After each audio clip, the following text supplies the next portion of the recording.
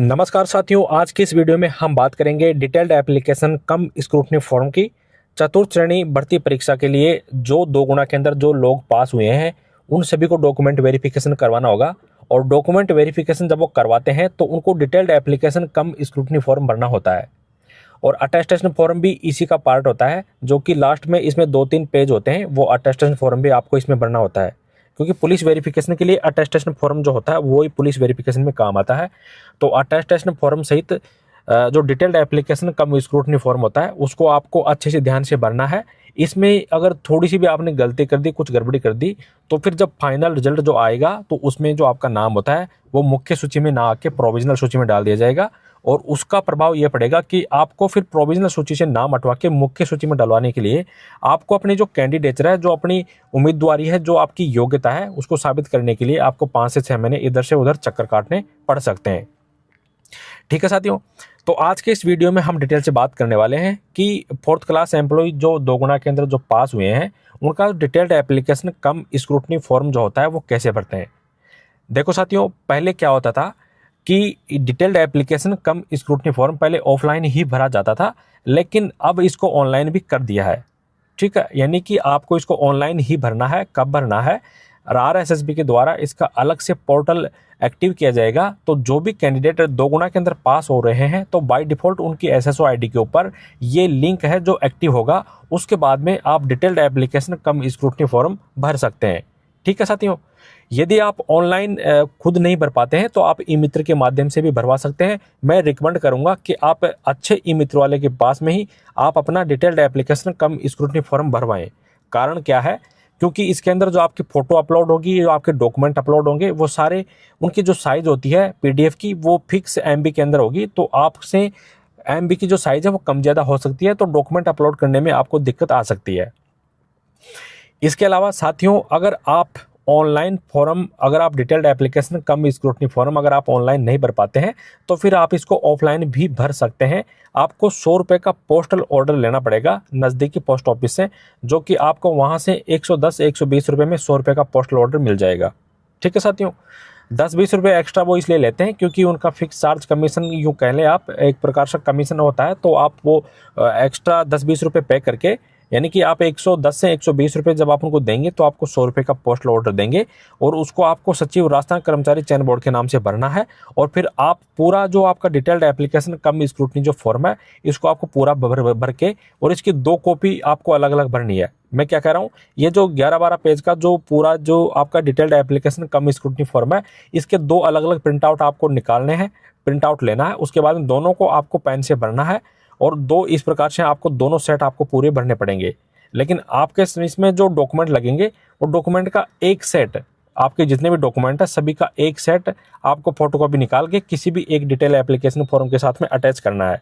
ठीक है साथियों, तो आप ऑनलाइन भरो चाहे ऑफलाइन भरो, आपको सावधानी से भरना है। और एक एक चीज़ इसमें आपको आज के इस वीडियो में बताने वाला हूँ, क्योंकि मैंने भी खुद ने कई बार ये डिटेल एप्लीकेशन कम स्क्रूटनी फॉर्म भरे हैं।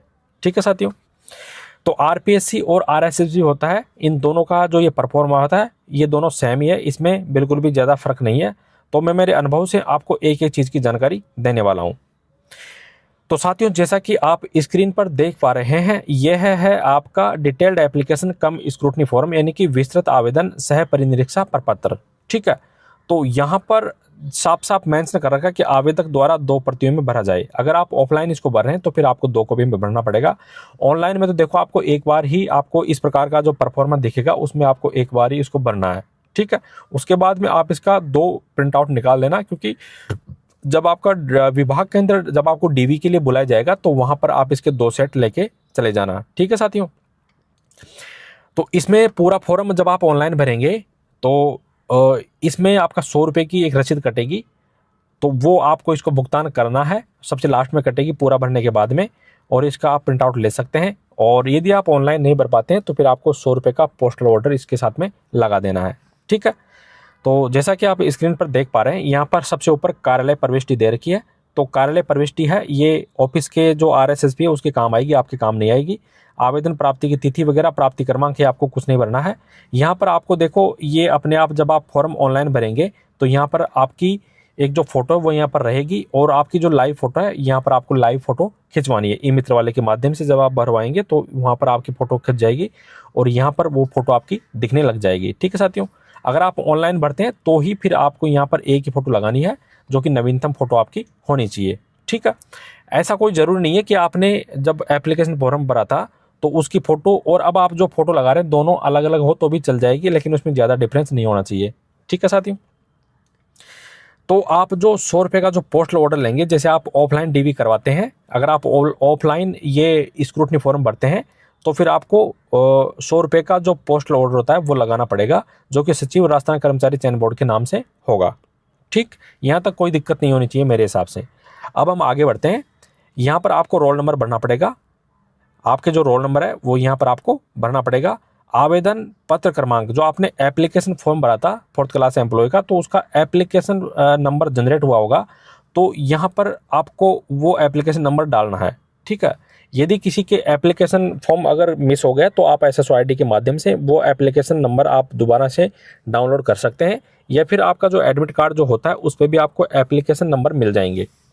मेरिट क्रमांक देखो यहाँ पर मेंशन कर रखा है केवल अंतिम परिणाम हेतु। अभी आपका अंतिम परिणाम आया नहीं है, इसमें कई लोग डीवी करवाएंगे, कई लोग डीवी नहीं करवाएंगे, तो जो आपकी रैंक है वो फ्लक्चुएट होगी। तो मेरे हिसाब से यहाँ पर आपको मेरिट क्रमांक डालने की जरूरत नहीं है, फिर भी आप एक बार थोड़ा सा कंफर्म कर लेना। मेरे अकॉर्डिंग यहाँ पर अभी आपका मेरिट क्रमांक शायद नहीं आएगा। पोस्टल ऑर्डर जो भी आप लगा रहे हैं उसका यहाँ पर आपको पोस्टल ऑर्डर नंबर डालना है। विज्ञापन संख्या, जो आपका विज्ञापन जारी हुआ था उसमें आप देखना, वहाँ पर विज्ञापन संख्या देखने को मिलेगी, तो यहाँ पर आपको विज्ञापन संख्या डालना है। पद कोड या क्रम संख्या की बात करें तो यहाँ पर आपके पद कोड और क्रम संख्या 3 दे रखे हैं। 1 नंबर पे सचिवालय सेवा, 2 नंबर पे RPSC और 3 नंबर पे अधीनस्थ विभाग। तो इस प्रकार से आपको 1, 2, 3 यहाँ पर डाल देना है। पद का नाम आपका आ जाएगा चतुर्थ श्रेणी कर्मचारी, और विभाग का नाम यहाँ पर आ जाएगा, विभाग का नाम प्रशासनिक सुधार विभाग। वैसे एक ही चलेगा, यहाँ पर प्रशासनिक सुधार विभाग के माध्यम से सारा काम हो रहा है, लेकिन फिर भी आप यहाँ पर चाहो तो सीक्वेंस दे सकते हो, 1 नंबर, 2 नंबर, 3 नंबर, यानी कि 1 नंबर पे सचिवालय सेवा, 2 नंबर पे RPSC और 3 नंबर पे प्रशासनिक सुधार विभाग।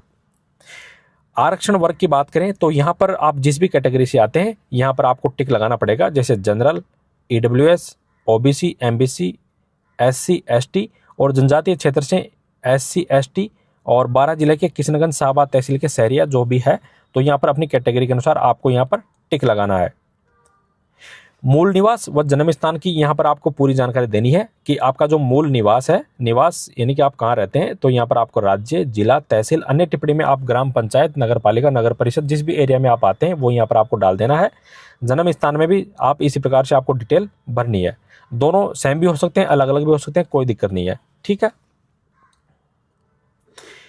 अतिरिक्त विशेष श्रेणी, इसमें देखो महिला है, तो महिला में आप किस कैटेगरी में आते हैं, अविवाहित, विवाहित, विधवा, विच्छिन्न विवाह, जिसमें भी आप आते हैं आप उससे बिलोंग करते हैं, वो यहाँ पर आपको मेंशन करना पड़ेगा। उसी प्रकार से विशेष योग्यजन, भूतपूर्व सैनिक, उत्कृष्ट खिलाड़ी, NCC, MIMD जो भी कैटेगरी है उसके अनुसार आपको यहाँ पर टिक लगाना है। ठीक है, आप जिसमें आते हैं, जिस कैटेगरी से बिलोंग करते हैं उसमें आपको टिक लगाना है, बाकी सब में आपको क्रॉस का निशान लगाना है। ठीक है साथियों, यदि आप में से कोई सेवारत कर्मचारी है तो यहाँ पर उसकी डिटेल डालनी पड़ेगी। यदि आप राज्य सेवा कर्मचारी है तो यहाँ पर डालना पड़ेगा। पंचायती राज का है, सार्वजनिक निगम का है, तो यहाँ पर आपको टिक लगाना है। विभागीय कर्मचारी है या अराजपत्रित कर्मचारी, मंत्रालय कर्मचारी जो भी है, यहाँ पर आपको डिटेल डालनी पड़ेगी। लेकिन मुझे लगता नहीं कि कोई इस प्रकार का जो कर्मचारी है वो जॉब छोड़ के 4th क्लास में आएगा, तो मुझे लगता नहीं। फिर भी अगर कोई है ऐसा धुरंधर तो यहाँ पर आप उसकी डिटेल डाल सकते हैं। आवेदक का पूरा नाम यहाँ पर हिंदी और इंग्लिश में डालना है। हिंदी में यहाँ पर आपका नाम आ जाएगा, इंग्लिश में यहाँ पर आपका नाम आ जाएगा ब्लॉक लेटर्स में, यानी कि आपको कैपिटल लेटर्स में बड़े अक्षरों में यहाँ पर आपको अपना नाम है वो लिखना पड़ेगा। ठीक है, यहाँ पे, और यहाँ पे हिंदी में आपका नाम आ जाएगा। पिताजी का नाम 2 नंबर पे आ जाएगा, माताजी का नाम यहाँ पे आ जाएगा। आवेदक की जन्मतिथि, आपकी जो जन्मतिथि है वो यहाँ पर आ जाएगी, जैसे दिनांक, महीना और ईयर यहाँ पर आ जाएगा। 4था नंबर पर है विज्ञप्ति में निर्धारित तिथि को आयु, यानी कि आपकी जो निर्धारित जो तिथि फिक्स करी गई थी विज्ञप्ति में 1/1/2026 करी थी शायद, तो एक बार आप देख लेना कि 1/1/2026 तक आपकी इसमें लास्ट जो अधिकतम आयु सीमा उसमें छूट मांगी दी होगी आपको। अधिकतम आयु सीमा कितनी हो वो यहाँ पर इसमें मेंशन कर रही है, क्योंकि आई थिंक 1/1/2026 होगा। तो 1/1/2026 के अनुसार आपकी आयु क्या है यहाँ पर आपको लिखना पड़ेगा, कितने वर्ष के हो गए, कितने महीने के, कितने दिन के हो गए। अगर आपको ये कैलकुलेट करने में दिक्कत आती है तो फिर आप गूगल का आप सहारा ले सकते हैं, वहाँ पर आपको ईजिली वो कन्वर्ट करके बता देगा। 5 नंबर पर आपकी नागरिकता, यदि आप इंडियन है तो यहाँ पर आप इंडियन करो, क्योंकि इंडियन ही फॉर्म भर सकता है, बाहर का कोई ऐसे फॉर्म वॉर्म नहीं भर सकता। तो आपको गर्व करना चाहिए कि आप इंडियन है, ठीक है। तो यहाँ पर आपको भारतीय लिखना पड़ेगा। जिस भी धर्म से आप आते हैं, हिंदू, मुस्लिम, सिख, ईसाई, जैन, जिस भी आप धर्म से आते हैं वो यहाँ पर आपको मेंशन करना पड़ेगा। 7वें नंबर पे है आपकी वैवाहिक स्थिति।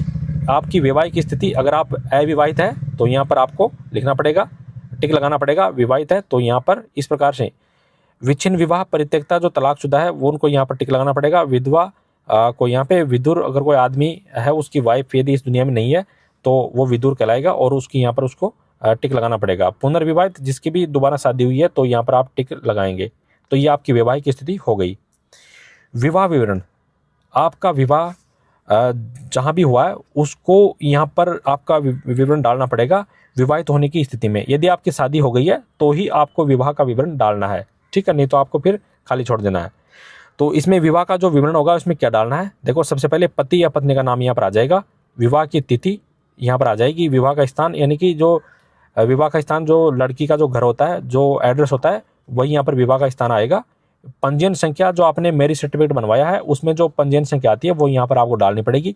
पंजीयन स्थान, आपने कहाँ पे मैरिज सर्टिफिकेट बनवाया है वो स्थान यहाँ पर आपको डालना पड़ेगा। और पंजीयन अधिकारी, आपका जो मैरिज सर्टिफिकेट है वो किसने बनवाया है, किसने बनाया है, वो यहाँ पर पंजीयन अधिकारी का नाम और उसकी पोस्ट का नाम यहाँ पर आ जाएगा, ठीक है। ये सारी चीजें आपको मैरिज सर्टिफिकेट के ऊपर मिल जाएगी। संतान का विवरण, विवाहित होने की स्थिति में अगर आप अविवाहित है तो यहाँ पर आपको नील कर देना है, और अगर आपकी शादी हो गई है तो फिर यहाँ पर आपको संतान का विवरण डालना पड़ेगा, ठीक है। तो जीवित पुत्र या पुत्री का नाम यहाँ पर आपको लिख देना है, उनके जन्म दिनांक भी आपको यहाँ पर मेंशन कर देनी है, ठीक। आपके एक बच्चा है, 2 बच्चे हैं, जो भी आपको बच्चे संतान है उनकी यहाँ पर आपको डिटेल डालनी पड़ेगी। 10 नंबर पे है साहब कुल संतान संख्या। अगर आप अविवाहित है तो यहाँ पर शून्य कर देना, यहाँ पर भी शून्य कर देना। और यदि आपकी शादी हो चुकी है, आपके बच्चे क्या है, कितने हैं, 1 जून 2002 से पूर्व कितने थे और 1 जून 2002 के पश्चात कितने हो गए, ये आपको लिखना है, ठीक है। इनकी संख्या डालनी है आपको। 11 नंबर पे है पत्र व्यवहार का पता, माई फोन या फिर मोबाइल नंबर। आपको पत्र व्यवहार का पता यहाँ पर साफ सुथरा डालना है, मोबाइल नंबर भी लिखना है, खुद के मोबाइल नंबर ही डालने हैं, पिताजी, अपने दोस्त या फिर अपने किसी साथी के मोबाइल नंबर यहाँ पर भूल कर भी मत डालना, आपके खुद के मोबाइल नंबर डालने हैं, ठीक है। तो यहाँ पर आपका पत्र व्यवहार का पूरा पता आ जाएगा। पिन नंबर आप जरूर डालना, जो पिन कोड जो होते हैं ना वो पिन कोड नंबर आप जरूर डालना। स्थायी निवास का पूरा पता पिन कोड नंबर से ही डालना, मोबाइल नंबर भी डाल देना। शैक्षणिक योग्यता की बात करें हम तो शैक्षणिक योग्यता में यहाँ पर क्या भरना है कि ये देखो 10th का है, ये 12th का है, ये ग्रेजुएशन और ये पोस्ट ग्रेजुएशन। अगर आपने कोई डिप्लोमा RSCIT वगैरह कर रखी है उसकी डिटेल यहाँ पर आ जाएगी। साथ में अन्य कोई उपाधि है तो वो भी यहाँ पर आप डाल सकते हैं, ठीक है साथियों।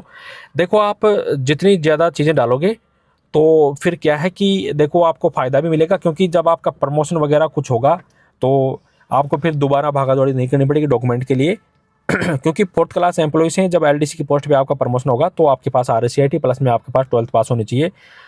RSCIT और 12th पास में मार्कशीट में कोई गड़बड़ी है तो उसको आप करेक्शन करवा लेना। RSCIT का मैंने आपको कल भी बताया था वीडियो के माध्यम से कि RSCIT की जो मार्कशीट होती है उसमें करेक्शन करवाने में बहुत ज़्यादा समय लगता है, 2 से 3 महीने 5 महीने तक लग जाते हैं। पिछली बार अभी जूनियर अकाउंटेंट TRA भर्ती परीक्षा में ऐसा ही हुआ था, ठीक है। तो उसको आप लगाना चाह रहे हैं तो आप इसको करेक्शन करवा के लगा सकते हैं, बाकी आप बाद में भी प्रमोशन के टाइम भी लगा सकते हैं। मैं रिकमेंड करूंगा कि आप अभी लगा दें इन चीज़ों को, ठीक है। तो 10वीं परीक्षा, यहाँ पर परीक्षा जो उत्तीर्ण की है उसका नाम यहाँ पर 10th आ जाएगा। यहाँ पर अगर आपने 10वीं पास करी है तो 10वीं पास करिए तभी तो आप पास होंगे। तो इसमें आपके प्राप्तांक बटा कुल अंक कितने हैं, यानी कि आपके नंबर कितने आए और कितने नंबर का आपका ये 10वीं की परीक्षा थी। जैसे मान लो किसी के 600 नंबर का 10वीं की परीक्षा है और किसी के 500 नंबर आए हैं तो 500 बटा 600 यहाँ पर कर देंगे यहाँ पर, ठीक है। और प्राप्तांकों का प्रतिशत, यहाँ पर प्रतिशत आपकी आ जाएगी कौन सी ग्रेड से आप पास हुए हैं, first grade, second grade, third grade से अगर आप पास हुए हैं तो यहाँ पर आपको मेंशन कर देना है। कौन से वर्ष में आपने 10वीं पास करी, यहाँ पर वर्ष आ जाएगा। ऐच्छिक विषय में आपके आल आ जाएगा, क्योंकि 10वीं में हिंदी, इंग्लिश, गणित, विज्ञान, सामाजिक विज्ञान, संस्कृत ये चलती है, तो यहाँ पर आपको आल कर देना है, ठीक है। कोर्स की अवधि 1 साल यहाँ पर आ जाएगी। रोल नंबर आपको यहाँ पर लिख देने हैं। बोर्ड या विश्वविद्यालय का नाम यहाँ पर आ जाएगा। तो विश्वविद्यालय तो करवाता नहीं है 10वीं के पास, 10वीं की परीक्षा तो आपने जैसे राजस्थान माध्यमिक शिक्षा बोर्ड से अगर 10वीं पास करिए तो यहाँ पर RSEB Rajasthan board of secondary education RBSE Ajmer यहाँ पर आपको मेंशन करना है। और रोल नंबर क्रमांक जो सीरियल नंबर होते हैं मार्कशीट के ऊपर मिल जाएंगे आपको, सीरियल नंबर यहाँ पर आपको डाल देने हैं। यहाँ पर तो आपके सीरियल नंबर आ जाएंगे और जो रोल नंबर है वो यहाँ पर आपके आ जाएंगे। ठीक है, ये दोनों आपको मार्कशीट में मिल जाएगा। उसी प्रकार से जो आपने हायर सेकेंडरी जो 12th होती है उसी प्रकार से उसकी भी यहाँ पर आपको चीज़ें डालनी है।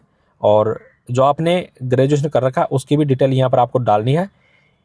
ठीक है, और अधिस्नातक जो PG किया है इस प्रकार से RSCIT की आप यहाँ पर डिटेल आपको डालनी है। ठीक है साथियों, तो कुल प्राप्तांक कितने हैं, कुल अंक कितने हैं, इन चीज़ों को आपको ध्यान से देखना है। प्राप्तांकों का प्रतिशत वगैरह भी आपको ध्यान से देखना है।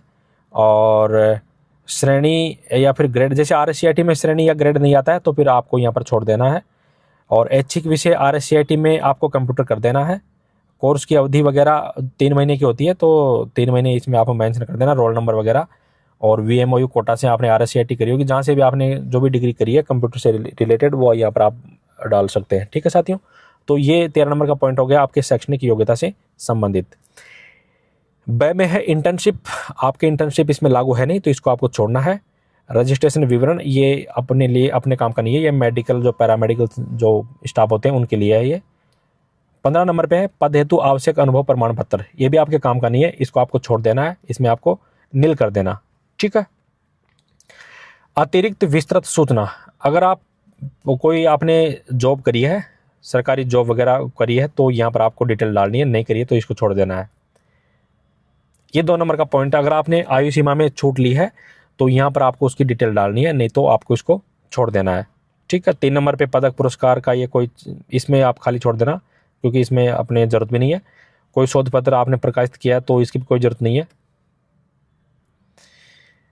और अगर किसी कैंडिडेट को कभी बोर्ड द्वारा दंडित किया है, ब्लैक लिस्ट किया है तो उसकी डिटेल यहाँ पर आपको डालनी है। ठीक है, अगर कभी आपको पनिशमेंट दिया है बोर्ड के द्वारा तो। आवेदक द्वारा शपथ युक्त घोषणा पत्र, ये देखो साहब, ये शपथ युक्त घोषणा है, इसके अंदर आपको क्या करना है, यहाँ पर दे रखा कि जो लागू ना हो उसे काट दे। अब किसको काटोगे आप, जैसे यहाँ पर अगर आप पहले से सेवा में है तो यहाँ पर दे रखा कि मैंने अपने कार्यालय या विभाग के अध्यक्ष की लिखित रूप में सूचित कर दिया है कि मैं इस पद या परीक्षा के लिए आवेदन कर रहा हूँ या कर रही हूँ। तो अगर आप पहले से कोई जॉब में है तो यहाँ पर आपको काटना नहीं है, और आप पहले से जॉब में नहीं है तो आप इसको, इस पॉइंट को काट देना। ठीक है, जो लागू नहीं है उसको काट देना। और ये जो स्टार लगा रखा है ये इस वाले को पढ़ लेना आप कि मैं ये भी घोषणा करती हूँ कि मेरे दिनांक 1 जून 2002 को या उसके पश्चात 2 से अधिक संतान है नहीं है। ठीक है, तो इसमें देखो आपको है या नहीं के ऊपर टिक लगाना है, तो इसको काट देना है अगर आप पहले से जॉब में नहीं है तो। ठीक है, और यहाँ पर स्थान आ जाएगा आपके, बेसिकली ज़िले का नाम आता है और जिस तारीख को आप साइन करेंगे वो यहाँ पर तारीख लिख देना और आपके यहाँ पर हस्ताक्षर कर देना। यह साथियों संलग्न सूची प्रपत्र 2, इसके अंदर आपके जो एजुकेशन से संबंधित जो आंकड़े हैं वो यहाँ पर आएंगे।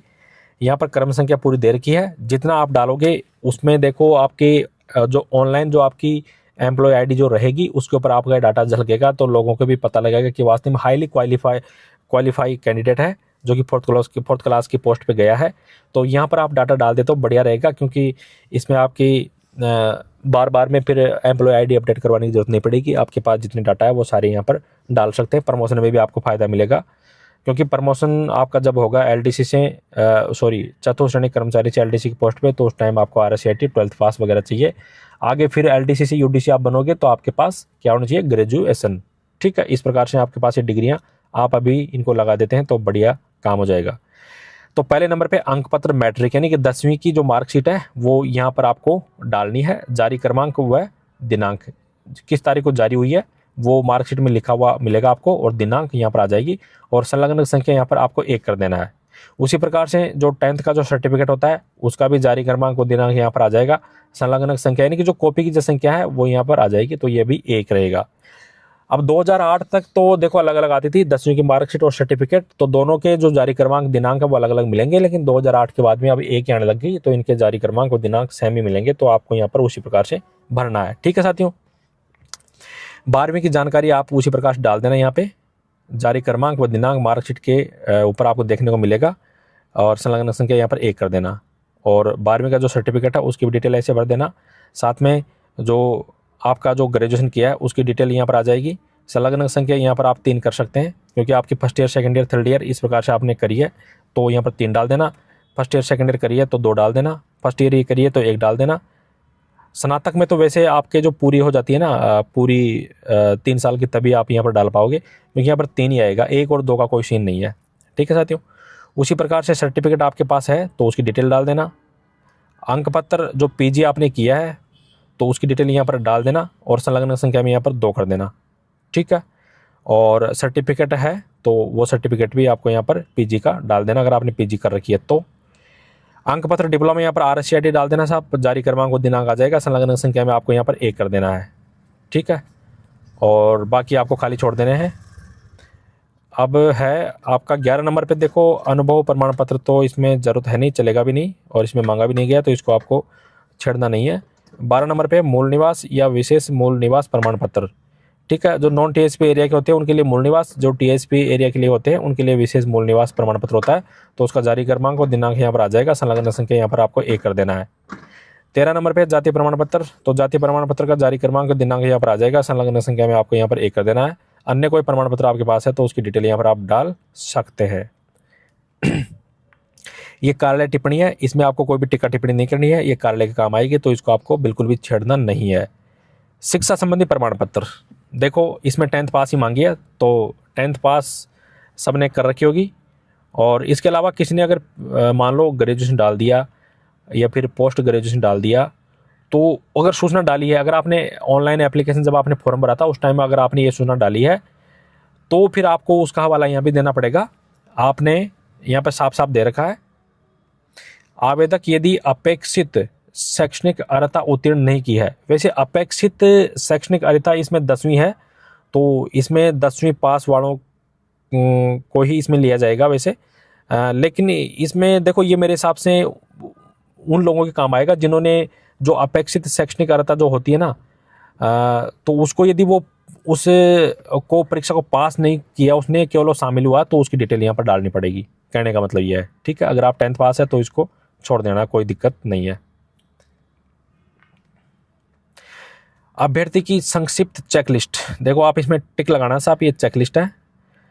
इसमें फर्स्ट नंबर पे शैक्षणिक योग्यता, ये कार्यालय उपयोग होती है, इसमें आपको छेड़ना नहीं है, ये आपके काम नहीं आएगा। शैक्षणिक योग्यता में देखो आपको टिक लगाना है। पहले नंबर पे अभ्यर्थी की अनिवार्य शैक्षणिक योग्यता, जो अपने यहाँ पर अनिवार्य शैक्षणिक योग्यता 4th क्लास में 10वीं मांगी है, तो वो यदि विज्ञप्ति में निर्धारित योग्यता के सर्वथा अनुरूप है या फिर उससे भिन्न है किंतु समकक्ष है। अगर उसके अब विज्ञप्ति में आपको देखो यहाँ पर सर्वथा अनुरूप ही करना है, इसमें कोई दिक्कत नहीं है। आपने सभी ने 10th पास कर रखी है तो आपको फिर सर्वथा अनुरूप ही करना है। अभ्यर्थी आवेदन की अंतिम तिथि को अनिवार्य शैक्षणिक योग्यता प्राप्त था या उसके बाद प्राप्त हुआ है, तो यह भी आपको टिक लगाना है।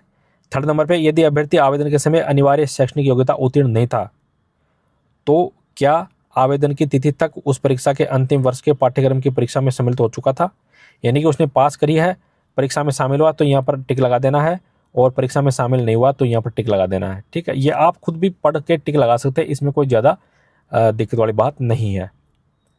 तो आपके जो काम आए चीज़ उसी के ऊपर टिक लगाना है, बाकी सबके ऊपर क्रॉस लगाना है। 2 नंबर पे है साहब कैटेगरी से संबंधित आपको यहाँ पर चीज़ें डालनी है। पहले नंबर पे अभ्यर्थी आवेदन व प्रवेश पत्र पर अंकित अपनी श्रेणी में ही है या उससे भिन्न श्रेणी में है, बताओ, यह आपको मालूम होगा। तो यदि आप उसी श्रेणी में है जिसमें आपने जो एप्लीकेशन फॉर्म, जो आपका एडमिट कार्ड है, वही श्रेणी यदि आप उसी के अंदर है तो आपको फिर उसी श्रेणी में आपको यहाँ पर टिक लगाना है। यदि उससे भिन्न श्रेणी में है तो फिर यहाँ पर आपको टिक लगाना है। 2 नंबर पे है यदि अभ्यर्थी आरक्षित श्रेणी का है तो क्या वह आवेदन की तिथि से पूर्व अपनी आरक्षित श्रेणी में आ चुका था या उसके बाद सम्मिलित हुआ था। तो जैसी भी आपकी कंडीशन है वो यहाँ पर आपको टिक लगानी है। 3rd नंबर पे यदि अभ्यर्थी आरक्षित श्रेणी का है तो क्या उसने राजस्थान का मूल निवासी होने का साक्ष्य प्रस्तुत किया है? तो जाति प्रमाण पत्र के आधार पे आप ये टिक लगा सकते हैं कि राजस्थान का मूल निवासी है। ठीक है। 5 नंबर पे टीएसपी एरिया के निवास संबंधी केवल टीएसपी क्षेत्र की भर्ती हेतु लागू है। तो इसमें आपके ये काम नहीं आएगा, ये केवल टीएसपी क्षेत्र की भर्ती हेतु भर्ती के लिए लागू है। तो टीएसपी एरिया की, ये केवल टीएसपी एरिया की भर्ती नहीं है, सभी की भर्ती है, टीएसपी नॉन टीएसपी। 5 नंबर पे है यदि अभ्यर्थी आरक्षित श्रेणी का है किंतु उसका जन्म राज्य से बाहर हुआ है तो क्या उसने अपने मूल राज्य में भी उसी आरक्षित श्रेणी में होने का साक्ष्य प्रस्तुत किया है? तो ये जिसके ऊपर भी लागू होता है वो यहाँ पर हाँ नहीं में आपको जवाब देना है। अनुभव, इसमें एक्सपीरियंस मांगा नहीं गया है तो इसको आपको पूरा छोड़ देना है, इसको छेड़ना नहीं है। 4 नंबर पे है आयु। आयु में आपको क्या करना है? फर्स्ट नंबर पे है अभ्यर्थी की विज्ञप्ति में निर्धारित तिथि को आयु क्या है?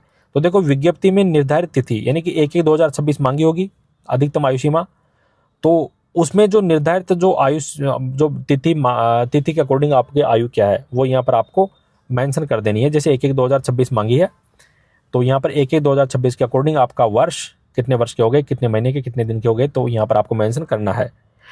सेकंड नंबर पे है विज्ञप्ति अनुसार निर्धारित तिथि को आयु सीमा, न्यूनतम तो क्या मांगी थी, अधिकतम क्या मांगी थी, ये आप विज्ञप्ति में देख के भर सकते हैं। इसमें 18-42 न्यूनतम 18 मांगी जाती है, अधिकतम 42 रहती है वैसे, बिना छूट के 42 वर्ष तक। थर्ड नंबर पे है अभ्यर्थी स्वयं को निम्न में से किस श्रेणी में मानता है? तो यहाँ पर आपकी जो कैटेगरी आती है SC ST MBC OW OBC EWS जो भी आती है तो यहाँ पर आपको मेंशन कर देना है। ठीक है साथियों। अधिकतम आयु सीमा में विधिक श्रेणियों या वर्गों के लिए देय छूट के सामान्य प्रावधान यहाँ पर दे रखे हैं। अगर आपने छूट ली है तो फिर आप इसमें कर सकते हैं। ठीक है साथियों, यहाँ पर इसमें भर भी रखा है, अभ्यर्थी टिक करें, यहाँ पर आपको टिक करना पड़ेगा अगर आप आयु सीमा में आपने छूट ली है तो।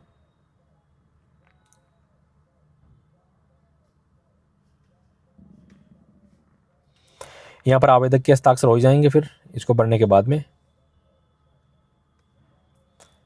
ये कार्यालय उपयोगत्व है, इसको आपको नहीं छेड़ना है, ये कार्यालय उपयोगत्व है, इसको आपको नहीं छेड़ना है। ये है साहब अटेस्टेशन फॉर्म। देखो इसकी कहानी क्या है, इसमें साफ साफ यहाँ पर लिख रखा है this format will be used for verification bye police department.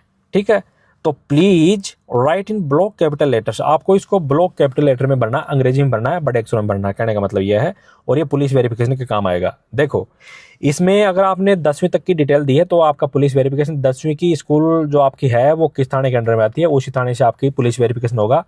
और आपने 12वीं तक की, UG तक की, PG तक की, आगे तक की भी अगर आपने कोई सूचना दे दी तो आपका सभी जगह से पुलिस वेरिफिकेशन होगा। चाहे आप महाराष्ट्र में रहे हो, चाहे आप इंडिया में कहीं भी रहे हो, सभी जगह से आपका पुलिस वेरिफिकेशन होगा अगर आपने वहाँ की डिटेल डाली है तो। ठीक है साथियों, तो इसमें सबसे पहले आपको क्या डालना है, name in full with aliases if any, यहाँ पर आपको फुल नेम डालना है। तो पहले आपका नेम यहाँ पर आ जाएगा, जैसे किसी का नाम रमेश कुमार शर्मा है तो यहाँ पर रमेश कुमार आ जाएगा और सरनेम में उसका आ जाएगा शर्मा। रोल नंबर यहाँ आ जाएंगे और मेरिट नंबर यहाँ पर देखो, वैसे मेरिट नंबर तो अंतिम रिजल्ट के लिए होते हैं लेकिन फिर भी आप अपना मेरिट नंबर यहाँ पर फिलहाल डाल सकते हैं। मेरे हिसाब से यहाँ पर अभी ये काम नहीं आएगा क्योंकि मेरिट नंबर जो होते हैं वो फाइनल रिजल्ट के बाद में जारी होते हैं, तो यहाँ पर आप मेरिट नंबर छोड़ सकते हैं। 2 नंबर पे है आपका प्रेजेंट एड्रेस। आपका प्रेजेंट जो एड्रेस है उसको आपको पूरा लिखना है, यहाँ पर हाउस नंबर, एक गली वगैरह जो भी है, रोड कौन सी रोड पे है, विलेज, थाना, तहसील, डिस्ट्रिक्ट, पूरी डिटेल यहाँ पर आपको डालनी है 2 नंबर पे। होम एड्रेस 3 नंबर पे आपको यहाँ पर होम एड्रेस डालना है और पिन नंबर आप अवश्य डालें, मोबाइल नंबर भी आप जरूर डालें। ये 4 नंबर का पॉइंट है साहब कि आप पिछले 5 सालों में यदि कहीं भी 1 साल से ज़्यादा रहे हैं तो उसकी डिटेल आपको यहाँ पर डालनी पड़ेगी कि कब से कब तक रहे हैं, उसकी पूरी डिटेल यहाँ पर आपको मेंशन करनी है। 5वें नंबर पे फादर्स डिटेल। देखो फादर्स डिटेल में यहाँ पर नाम आ जाएगा, प्रेजेंट पोस्टल एड्रेस यहाँ पर आ जाएगा कि वो उनका जो वर्तमान जो पोस्टल एड्रेस है वो क्या है, वर्तमान में कहाँ रहते हैं, वो यहाँ पर डाल देना। If dad give last address, यदि पिताजी इस दुनिया में नहीं है तो फिर आपको उनका जो लास्ट एड्रेस है वो यहाँ पर आपको डालना है। सी नंबर पे है permanent home address. Permanent home address जो पिताजी का है वो यहाँ पर डालना है, चाहे वो इस दुनिया में है या नहीं है, लेकिन यहाँ पर आपको परमानेंट होम एड्रेस डालना है। प्रोफेशन की बात करें तो पिताजी का प्रोफेशन क्या है वो भी यहाँ पर डालना है। यदि पिताजी नहीं है तो फिर आपको जो उनका पहले का जो भी प्रोफेशन था वो यहाँ पर आप मेंशन कर सकते हैं, ठीक है। और ई नंबर पे आपको इफ़ इन सर्विस, यदि वो सर्विस में है तो उनका डेजिग्नेशन और ऑफिस एड्रेस यहाँ पर आपको मेंशन करना है।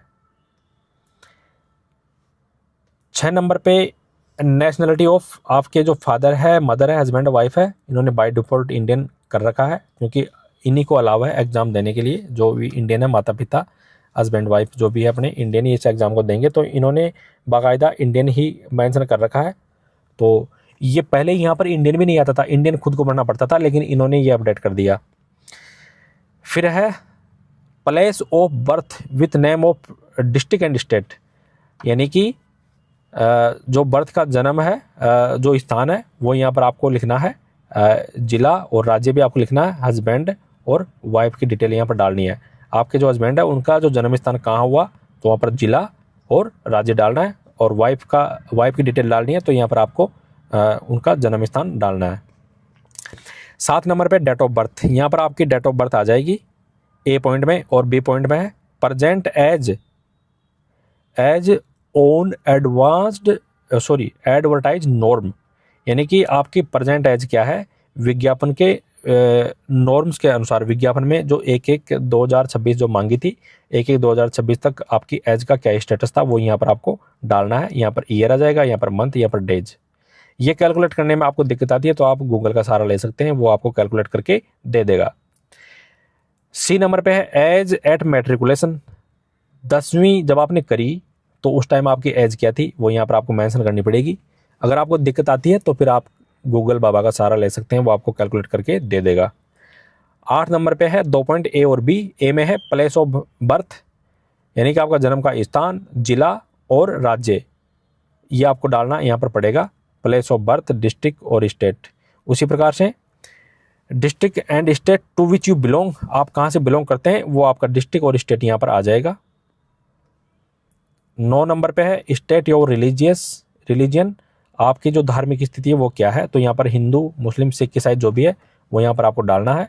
ध्यान रखना ये सारे के सारे कैपिटल लेटर में भरने हैं इंग्लिश में। बी नंबर पे है are you a member of SC/ST, answer yes और नो। अगर आप SC/ST से आते हैं तो यहाँ पर आपको यस करना, नहीं तो आपको नो कर देना है। 10 नंबर, ये भी बहुत इंपॉर्टेंट है। 10 नंबर बहुत इंपॉर्टेंट है साहब। इसमें आपकी जो एजुकेशन की जो क्वालिफिकेशन है वो यहाँ पर आपको शो करनी है, आपको स्थान डालना है, और आपने कौन सी स्कूल से, कौन सी कॉलेज से पिछले 15 वर्षों से जो आप पढ़ाई करते आ रहे हैं, सिंस 15 ईयर्स ऑफ एज, आप 15 वर्ष की आयु से कहाँ से आप पढ़ाई करते आ रहे हैं वो यहाँ पर आपको डालना है, ठीक है। लेकिन आप यहाँ पर देखो पूरी डिटेल डाल सकते हैं, पहली क्लास से लेके 5वीं तक, 5वीं से 8वीं, या फिर 5वीं से 10वीं, या फिर 8वीं से 10वीं, 10वीं से 12वीं, और उसके बाद में जैसे आपने स्नातक किया, अधिस्नातक किया, तो उनकी पूरी डिटेल यहाँ पर आप डाल सकते हैं। तो जहाँ पे आप जितनी डिटेल डालोगे आपका पुलिस वेरिफिकेशन संबंधित थाने से होगा। जैसे मान लो किसी कैंडिडेट की स्कूल पहली से 5वीं, 5वीं से 8वीं अगर एक ही थाने के अंडर में आती है वही स्कूल, तो फिर आपका एक ही जगह से पुलिस वेरिफिकेशन होगा। अगर आपने पहली से 5वीं कक्षा तक की पढ़ाई अलग जगह से करी है जिसका थाना अलग लगता है, फिर 5वीं से 8वीं की पढ़ाई अलग जगह से करी है जिसका थाना अलग लगता है, तो देखो कहने का मतलब यह है कि आपका कितनी जगह से पुलिस वेरिफिकेशन होगा ये डिपेंड करता है कि जो आपकी स्कूल कॉलेज है वो अलग अलग थानों के अंडर में आती है, तो फिर अलग अलग थानों से आपका पुलिस वेरिफिकेशन होगा। तो यहाँ पर आप पहले से 5वीं तक की डिटेल चाहो तो डाल सकते हैं, नहीं तो कोई दिक्कत नहीं है, ठीक है। और मेरे अनुसार देखो इसमें 10th पास ही मांगे, तो आप पहली से 5वीं तक की या फिर पहली से 8वीं तक की जैसे भी आपकी स्कूल थी, जैसी भी आपकी स्कूल थी वो डिटेल आप यहाँ पर आपको डालनी है। तो नेम ऑफ स्कूल या फिर कॉलेज विथ फुल एड्रेस आपको यहाँ पर डालना है। एड्रेस स्कूल का जो नाम है वो यहाँ पर डाल देना, विलेज डाल देना और डिस्ट्रिक्ट डाल देना, स्कूल कौन से विलेज में है, डिस्ट्रिक्ट कौन से ज़िले में आती है, पिन नंबर डाल देना। डेट ऑफ एंटरिंग आपने एंट्री कब करी उस स्कूल में, और डेट ऑफ लिविंग, आपने स्कूल कब छोड़ी। अगर आपको फिक्स डेट याद नहीं है तो आप साल भी डाल सकते हैं, कोई दिक्कत नहीं है, ठीक है। एग्जामिनेशन पास्ड, आपने कौन से ईयर में आपने एग्ज़ाम पास करी, जैसे आपने लास्ट जो एग्ज़ाम होती है ना वो कौन से ईयर में पास करी, वो यहाँ पर आपको मेंशन करना है, ठीक है। तो ये तो हो गया पहली से पाँचवीं। फिर आप पाँचवीं से आठवीं का भी इसी प्रकार से आप डाल सकते हैं। अगर आपको डेट ऑफ एंट्रिंग और डेट ऑफ लिविंग प्रॉपर याद नहीं है तो फिर आप क्या कर सकते हैं कि वहाँ पर आप ईयर लगा सकते हैं, मतलब, ठीक है। ईयर, आपको ईयर तो याद होगी मेरे हिसाब से। उसके बाद में 8वीं से 10वीं आपने किसी और स्कूल से करी है तो उसकी डिटेल यहाँ पर डालनी है, और आपने पीजी, यूजी, पीजी की भी डिटेल डालनी है तो यहाँ पर आप डाल सकते हैं, ठीक है साथियों। बाकी आप देखो ये विलेज वगैरह जो दे रखा है ना, ये आपकी जो स्कूल कॉलेज जिस भी उसमें आती है ना, तो यहाँ पर आपको डालना है। जैसे कॉलेज अधिकतर शहरी एरिया में होती है तो फिर आपको विलेज में कुछ नहीं पढ़ना, आपको फिर डिस्ट्रिक्ट ही डालना है, और एड्रेस आपको पूरा लिखना है, जो भी स्कूल कॉलेज है उसका पूरा एड्रेस लिखना है। ये जो विलेज, डिस्ट्रिक्ट और जो पिन कोड नंबर है ना आपकी स्कूल कॉलेज के आएंगे, आप खुद के घर के मत डाल देना, ठीक है साथियों। ये जो दूसरी सेवा के अंदर जो कार्यरत है उनके लिए है 11 नंबर का पॉइंट। और 12 नंबर का, अगर कोर्ट ने अगर आपको कोई कभी दोषी करार दिया तो उसकी डिटेल यहाँ पर डालनी पड़ेगी। 13 नंबर पे देखो, आप कोई भी 2 व्यक्तियों के नाम लिख देना जो कि रेस्पॉन्सिबल पर्सन हो, जो कि आपके स्थानीय होने चाहिए। कोई भी 2 रेफरेंस नंबर होने चाहिए, 2 आदमी होने चाहिए जो कि आपको जानते हो, ठीक है। आपके दोस्त वगैरह के नाम डाल सकते हो। 18 वर्ष से कम उनकी आयु नहीं होनी चाहिए, तो किसी का भी आप नाम यहाँ पर डाल सकते हो 13 नंबर पे। यहाँ पर उनके नाम, मोबाइल नंबर यहाँ पर आपको डालना होगा, ठीक है। फिर यहाँ पर आपको क्या करना है, सिग्नेचर कर देना है, क्योंकि आप वेरीफाई कर रहे हो कि ये जो इन्फॉर्मेशन आपने डाली है सारी करेक्ट है, कंप्लीट है। तो इसका एक तरह से आपको यहाँ पर साइन करना है, डेट आ जाएगी जिस तारीख को आप साइन कर रहे हैं, और प्लेस आपका बेसिकली यहाँ पर होम डिस्ट्रिक्ट आप यहाँ पर डाल देना प्लेस के अंदर, ठीक है साथियों। ये आपका चरित्र प्रमाण पत्र साहब गजटेड ऑफिसर के द्वारा एक तरह से बनाया जाएगा। चरित्र प्रमाण पत्र नहीं है, मतलब एक तरह से ये वेरीफाई करेंगे और वेरीफाई करवाया जाएगा आपको। सर्टिफिकेट है ये एक तरह से, to be signed by a gazetted officers, ठीक है। वो एमएलए एमपी से भी आप करवा सकते हैं, या फिर किसी गजटेड ऑफिसर से भी आप ये भरवा सकते हैं, जिसमें वो सर्टिफाई करेंगे कि आई हैव नोन, मैं आपको इनको जानता हूँ, और आपकी वाइफ, पति या पिताजी का नाम यहाँ पर आ जाएगा, और कितने सालों से जानते हैं तो यहाँ पर वो मेंशन कर देंगे। 5-10 साल जो भी आप मेंशन करवाना चाहते हैं वो करवा सकते हैं, 2 साल भी करवा सकते हैं यहाँ पर। वो कि वो मेंशन वो बताएंगे कि आपको, आप वो ये जो गजटेड जो ऑफिसर है ना वो ये इसमें लिखेंगे कि आपको कितने सालों से जानते हो, तो 2, 5, 10 जो भी आप लिखवाना चाहते हो लिखवा सकते हैं, वो खुद लिख देंगे। फिर यहाँ पर प्लेस आ जाएगा, बेसिकली वो खुद लिख देंगे प्लेस, एक तरह से होम डिस्ट्रिक्ट आता है ये। डेट यहाँ पर जब वो जिस तारीख को ये घोषणा करेंगे उसकी डेट आ जाएगी, और यहाँ पर उनका सिग्नेचर आ जाएगा, डेजिग्नेशन उनकी आ जाएगी, स्टेटस एंड एड्रेस ये भी उनको भरना पड़ेगा खुद का, और रबर स्टाम्प अगर उनके पास मोहर है तो वो मोहर भी वो लगा सकते हैं। इस प्रकार से साथियों ये आपका अटेस्टेशन फॉर्म था, जो कि 9 नंबर और 8 नंबर के पेज पे आपका अटेस्टेशन फॉर्म यहाँ पर लगा रखा है। मैंने आपको पूरी डिटेल बता दी, आई थिंक आपको कोई कन्फ्यूजन नहीं रहा होगा। मैंने आपको बता दिया कि आपका पुलिस वेरिफिकेशन वहीं से होगा जो आप डिटेल यहाँ पर डालेंगे, ठीक है। फिर भी अगर आपको कोई डाउट है तो आप कमेंट बॉक्स में कमेंट कर देना। तो साथियों आज के वीडियो में सिर्फ इतना ही। और ऑनलाइन तो मैंने आपको बता दिया कि ऑनलाइन जब आप भरेंगे इसको तो आपका 100 रुपये का एक रसीद कटेगी। कई बार क्या है कि उसमें रसीद नहीं कटती है, नल लिखा हुआ आता है, तो फिर आपको क्या करना है कि इसका प्रिंट आउट लेना है, और उसके बाद में आपको पोस्ट ऑफिस जाना है, और वहाँ से 100 रुपये का पोस्टल ऑर्डर लेके आपको वो लगा देना है, ठीक है साथियों। उसके बाद में आप इसको बोर्ड में जमा करवा देना। इस प्रकार से अगर फिर भी आपको कोई डाउट रहता है तो आप कमेंट बॉक्स में कमेंट कर देना। वीडियो अच्छा लगा तो वीडियो को लाइक करें, शेयर करें। चैनल को अभी तक सब्सक्राइब नहीं किया तो प्लीज़ सब्सक्राइब करें। आज के वीडियो में सिर्फ इतना ही। Thank you for watching this video. Jai Hind, जय भारत।